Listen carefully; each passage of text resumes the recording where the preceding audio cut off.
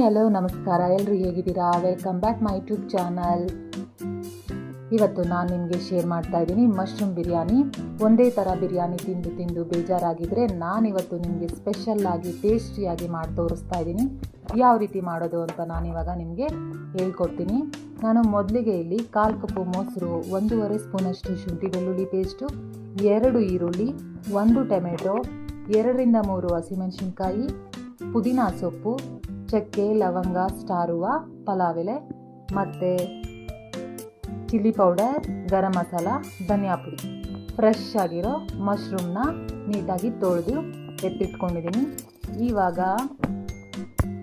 ಇವಾಗ ಒಲೆ ಮೇಲೆ ಒಂದು ಕುಕ್ಕರ್ ಇಡೋಣ.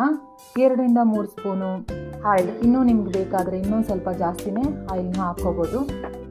ಪಲಾವ್ ಎಲೆ, ಸೋಂಪು, ಸ್ಟಾರ್ ಹೂವು, ಚಕ್ಕೆ, ಲವಂಗ ಮತ್ತು ಹಸಿಮೆಣಸಿನ್ಕಾಯಿ, ಉದ್ದಕ್ಕೆ ಹಚ್ಚಿರುವಂತಹ ಈರುಳ್ಳಿ, ಸಣ್ಣದಾಗಿ ಕಟ್ ಮಾಡಿರುವಂತಹ ಟೊಮೆಟೊ, ಶುಂಠಿ ಬೆಳ್ಳುಳ್ಳಿ ಪೇಸ್ಟು.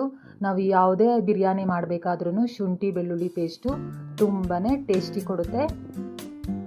ರುಬ್ಬಿ ಹಾಕೋದ್ರಿಂದ ಚೆನ್ನಾಗಿರುತ್ತೆ ಶುಂಠಿ ಬೆಳ್ಳುಳ್ಳಿ ಪೇಸ್ಟನ್ನು. ಇವಾಗ ನಾನು ರುಚಿಗೆ ತಕ್ಕಷ್ಟು ಉಪ್ಪನ್ನು ಹಾಕ್ತಾಯಿದ್ದೀನಿ, ಸ್ವಲ್ಪ ಅರಿಶಿನ ಪುಡಿನ ಹಾಕ್ತಾಯಿದ್ದೀನಿ. ಈಗ ಮಶ್ರೂಮ್ನ ಸೇರಿಸ್ತಾ ಇದ್ದೀನಿ. ನೀವು ಮಶ್ರೂಮ್ನ ಕಟ್ ಮಾಡಿ ಕೂಡ ಹಾಕೋಬೋದು, ಇಲ್ಲ ಹಾಗೆ ಒಂದೊಂದೇ ಕೂಡ ಹಾಕೋಬೋದು, ಅಂದರೆ ಉಂಡುಂಡೆ ಥರನೇ ಹಾಕೋಬೋದು. ತುಂಬಾ ಚೆನ್ನಾಗಿರುತ್ತೆ, ಯಾವ ರೀತಿ ಹಾಕಿದ್ರೂ ಚೆನ್ನಾಗಿರುತ್ತೆ ಮಶ್ರೂಮ್ ಬಿರಿಯಾನಿ. ಇವಾಗ ನಾನು ಮಸಾಲೆ ಸೇರಿಸ್ತಾ ಇದ್ದೀನಿ.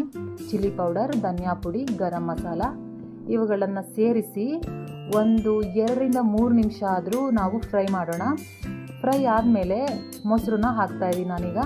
ಇಲ್ಲಿ ನಾನು ಸುಮಾರು ಒಂದು ಅರ್ಧ ಗಂಟೆ ನೆನೆಸಿಟ್ಕೊಂಡಿದ್ದೆ ಅಕ್ಕಿನ ಸೇರಿಸ್ತಾ ಇದ್ದೀನಿ. ಅಕ್ಕಿನ ನೆನೆಸಿ ಬಿರಿಯಾನಿ ಮಾಡೋದ್ರಿಂದ ಉದುರುದ್ರಾಗಿ ಬರುತ್ತೆ ಬಿರಿಯಾನಿ, ತುಂಬಾ ಚೆನ್ನಾಗಿರುತ್ತೆ. ಇವಾಗ ನಾನು 1 ಗ್ಲಾಸ್ ಅಕ್ಕಿಗೆ 1.5 ಗ್ಲಾಸಷ್ಟು ನೀರನ್ನು ಸೇರಿಸ್ತಾ ಇದ್ದೀನಿ. ಕೊತ್ತಂಬರಿ ಸೊಪ್ಪನ್ನು ಹಾಕಬಹುದು. ನನ್ನ ಹತ್ರ ಕೊತ್ತಂಬರಿ ಸೊಪ್ಪು ಇರಲಿಲ್ಲ, ಸೊ ನಾನು ಪುದೀನನ ಹಾಕ್ತಾ ಇದ್ದೀನಿ.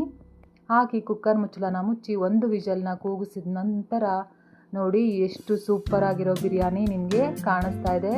ತುಂಬಾ ಟೇಸ್ಟಿಯಾಗಿತ್ತು. ಇಷ್ಟು ಸಿಂಪಲ್ ಆಗಿರೋ ಬಿರಿಯಾನಿನ ಮನೇಲೇ ಮಾಡ್ಕೊಳ್ಳಿ, ತಿನ್ಕೊಳ್ಳಿ. ನಿಮಗೆ ಮಶ್ರೂಮ್ ಬಿರಿಯಾನಿ ರೆಸಿಪಿ ಇಷ್ಟ ಆಗಿದೆ ಅಂತ ತಿಳ್ಕೊತೀನಿ.